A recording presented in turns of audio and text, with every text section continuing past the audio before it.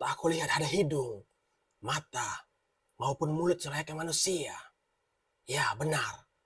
Dia berwajah datar. Tapi aku masih bisa mendengar suara kikikannya di telingaku.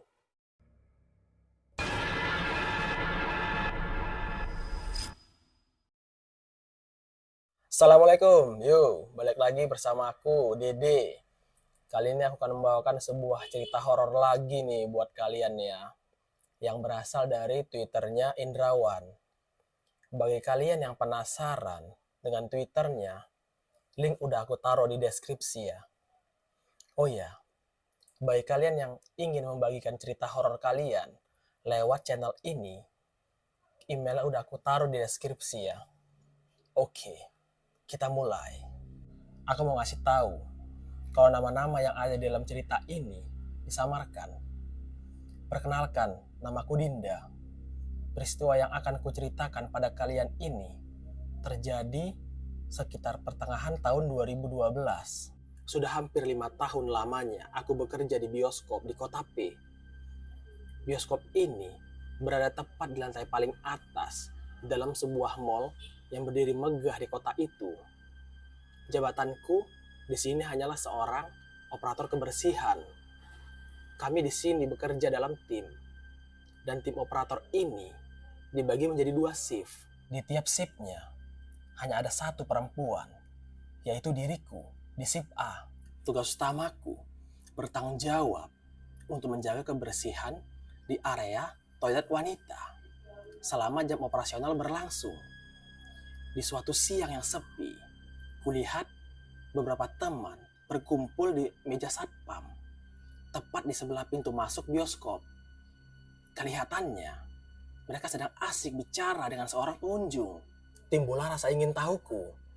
Aku pun ikut bergabung dengan mereka. Mungkin aja ada topik yang menarik.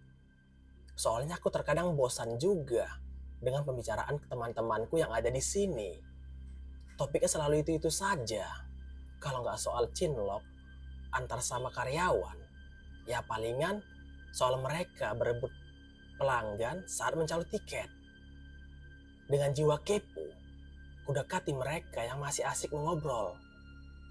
Si pengunjung wanita itu memperlihatkan sesuatu di HP-nya. Ternyata sebuah foto. Aku pun turut serta melihat foto itu. Kulihat foto tersebut berupa foto selfie.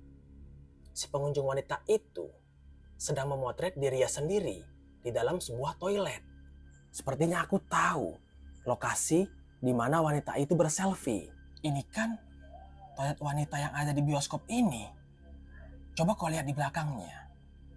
Kuperhatikan foto-foto yang tampak agak buram. Aku tersentak. Di dalam foto itu, selain pengunjung tadi yang sedang selfie, ada sosok wanita yang ikut terfoto di dalamnya. Namun, kesannya sungguh terasa janggal. Memang agak sedikit buram, tapi aku masih bisa melihat foto itu dengan jelas. Foto itu berupa foto wanita. Dia mengenakan pakaian semacam terusan berwarna hijau pudar. Posisinya berdiri, menyamping menghadap ke arah cermin yang terletak di wastafel. Wajah wanita itu tak dapat dilihat dengan jelas. Hanya tampak putih di wajahnya, dan bagian bawah tubuhnya juga terlihat kabur. Aku kaget. Baru sekali ini aku melihat foto yang kata mereka sebuah penampakan di tempatku bekerja. Kutanyakan lagi perihal mengenai foto aneh tersebut pada pengunjung tadi.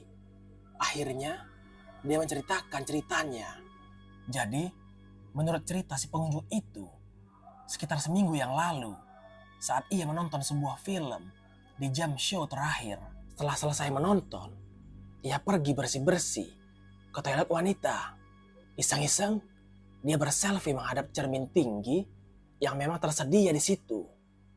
Saat dicek hasil fotonya, belum ada sesuatu hal yang aneh. Tapi saat diperhatikan dengan jelas, ternyata ada yang ikut foto dengannya. Seingat dia, waktu dia mengambil foto, tak ada seorang pun di dalam toilet itu. Dan jujur saja, saat aku mendengar cerita itu, aku agak ngeri dengarnya. Beberapa waktu berlalu kemudian, hari ini giliran sip kami yang bertugas di sore hari sampai ke malam hari. Hampir jam 10 malam. Artinya sebentar lagi loket akan ditutup. Dan jam show terakhir sudah dimulai semenit yang lalu. Malam itu pengunjung agak sepi. Mungkin faktor cuaca, agak sedikit gerimis di luar. Seperti hari-hari kerja biasanya, sebelum jam operasional berakhir, aku selalu mengecek lagi di area toilet wanita. Nantinya akan sedikit kubersihkan dan mengumpulkan sampah-sampah untuk kubuang besok pagi. Dari arah luar pintu toilet, ku dengar ada suara air yang sepertinya mengucur keras. Mungkin ada pengunjung yang menghidupkan keran hingga keras sekali. Padahal kalau diputar sedikit saja, airnya sudah keluar cukup deras. Pak manajer memang pernah mengingatkan kami untuk bersikap agresif jika ada pengunjung yang bertingkah nyeleneh. Jadi aku pun berniat untuk menegur si pengunjung itu. Akhirnya, kubuka pintu toilet dengan keras. Kulihat seorang wanita sedang mencuci wajahnya di wastafel itu. Airnya membanjiri lantai yang keluar dengan kerasnya dari keran di wastafel. Mendadak, tubuhku tak bisa bergerak. Badanku kaku. Dan baru aku sadari, yang aku lihat ini adalah wanita tempo hari yang aku lihat di foto itu. Rambut panjang terurai dan baju hijau yang dipakainya semakin meyakinkanku kalau dia adalah sosok wanita itu. Posisinya berdiri membelakangiku karena letak wastafel memang menghadap pintu masuk toilet. Aku gemetar ketakutan. Aku ingin kabur, tapi kaki ini terasa berat melangkah. Mungkin aku dipaksa untuk melihat dia mencuci muka. Kuperhatikan di bagian badannya, baju terusan hijau itu dipenuhi bercak bekas tanah yang sudah mengering. Dan tubuhnya hanya terlihat sampai sepinggang saja. Ya benar, dia menggantung. Setan! Jeritku dalam hati. Aku menangis. Mendadak, dia menghentikan mencuci muka. Dengan perlahan, dia mengangkat kepalanya dari wastafel itu. Yang airnya itu masih mengucur deras. Aku ingin memejamkan mata, tapi entah kenapa aku tak bisa. Dan dari arah pantulan kaca di wastafel itu, aku melihat jelas wajah wanita itu. Tak aku lihat ada hidung, mata, maupun mulut selayaknya manusia. Ya benar, dia berwajah datar. Tapi aku bisa mendengar suara kikikannya di telingaku. Kepalaku pusing, pandanganku berputar. Aku sempat muntah di tempat itu sebelum semuanya menjadi gelap. Perkenalkan juga, namaku Rahman. Aku pun bekerja di bioskop ini sebagai operator kebersihan. Sama seperti Dinda, tapi aku gak satu tim dengan dia. Aku di sip B. Waktu aku baru bekerja di sini, memang sudah sering ku dengar kejadian horor di dalam bioskop ini.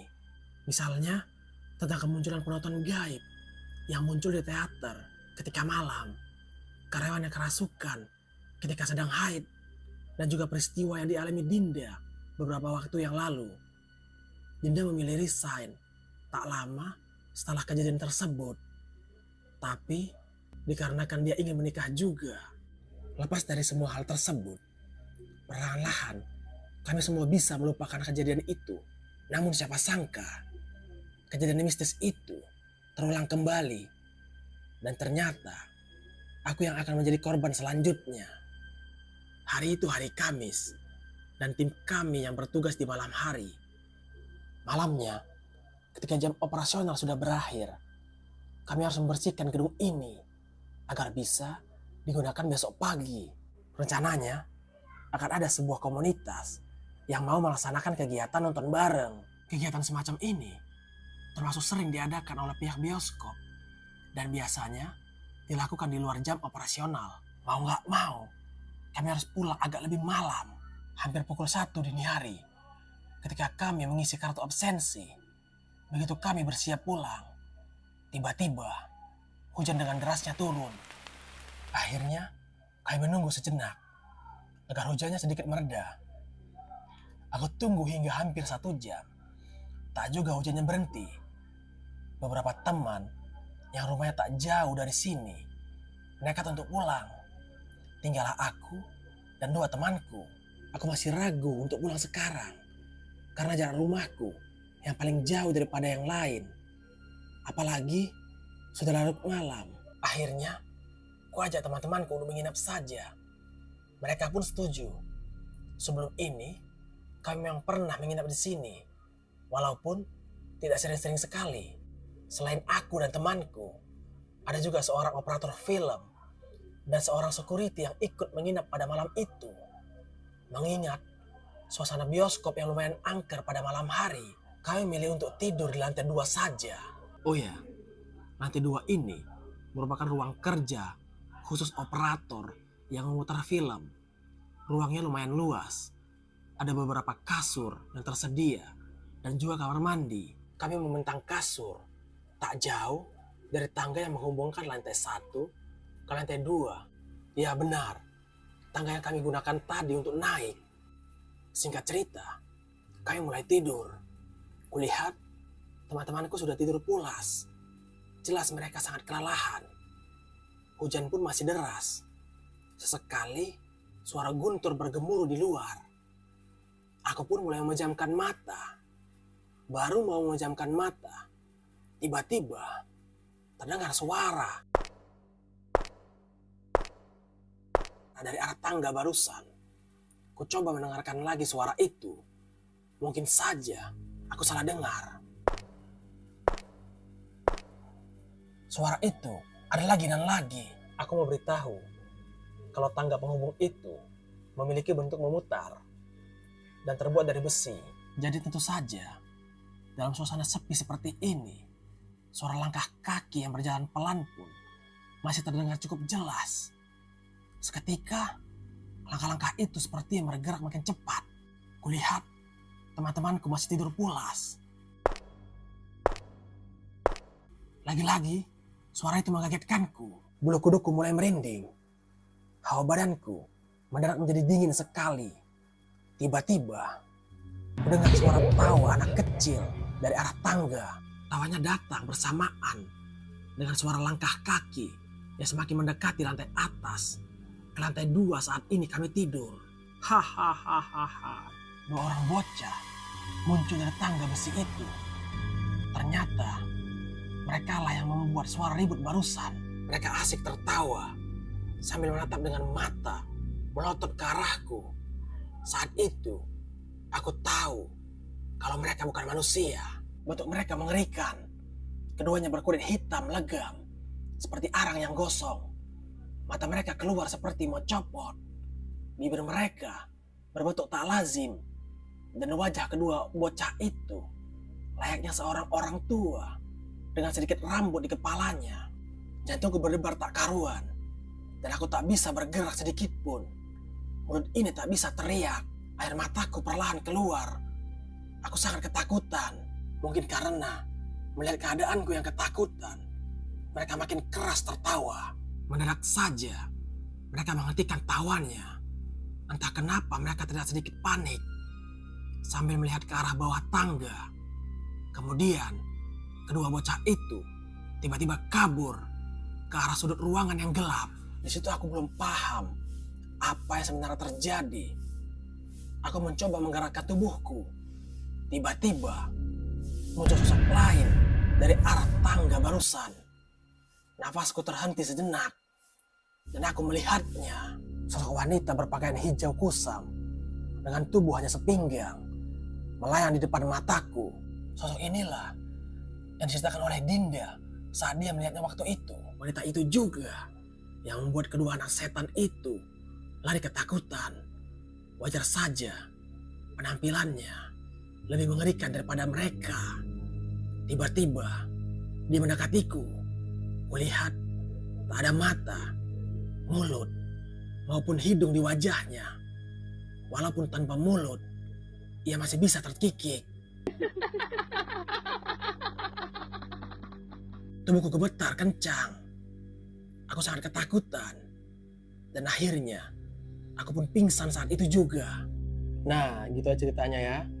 Bagi kalian yang suka dengan video ini, mohon tinggalkan like, komen, dan subscribe channel ini ya. Agar channel ini bisa membagikan lagi cerita-cerita horor untuk kalian semua yang mungkin aja nih terjadi pada kalian.